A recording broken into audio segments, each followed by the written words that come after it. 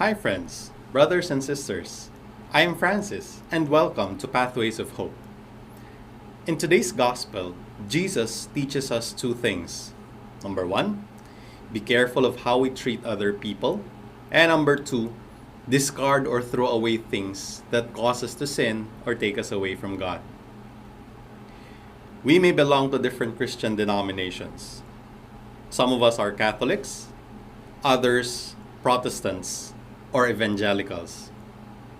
Well, as long as we all believe and love the same Jesus Christ, it does not really have to matter how we differ in the ways we show our love and service to Him.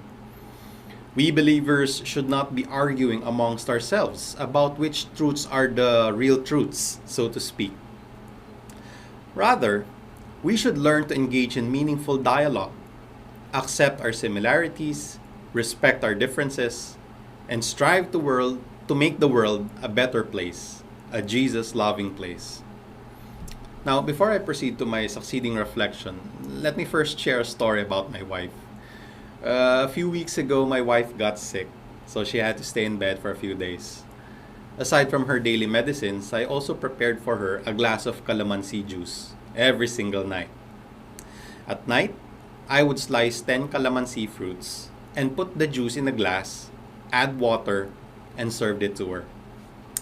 Every so often, I would notice a fruit that had already begun to rot. The color had changed, and it felt soft to the touch.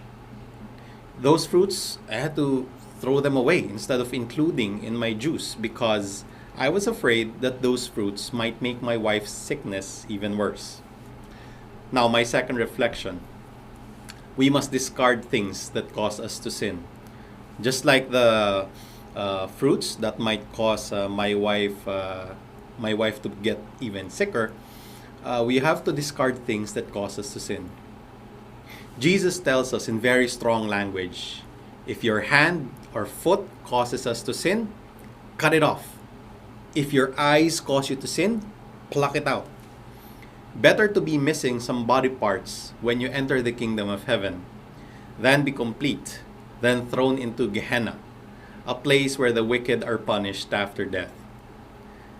Just like what I did with the rotten calamansi fruits, we have to take away or cut away things that make us rotten in the eyes of Christ. One thing I can think of is how we behave when we use social media.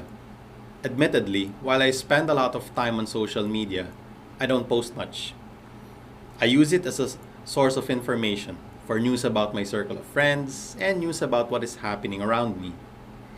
Lately, it has been a bit saddening because almost every week I would see a profile picture of a candle or a plain black picture, meaning somebody lost a loved one. More than that, I see what is happening around us. People getting sick with COVID-19 and our responses or lack of it. Many times I have been tempted to post offensively. But then I catch myself and ask, will my post be life-giving or life-draining?